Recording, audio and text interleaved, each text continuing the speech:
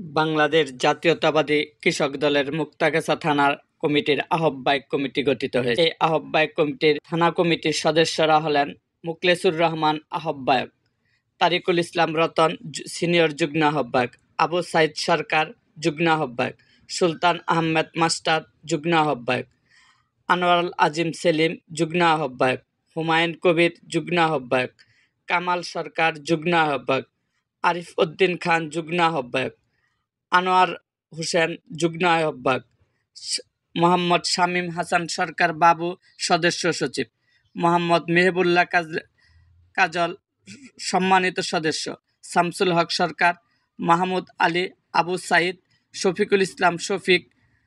Habibur Rahman Faruk, Mukhlesur Rahman, Mujibur Rahman, Sanaul Haque Sujan, Arfan Ali, Sirajul Islam, Ishaq Ali Sarkar, Habibur Rahman Bakul, Rafiqul Islam,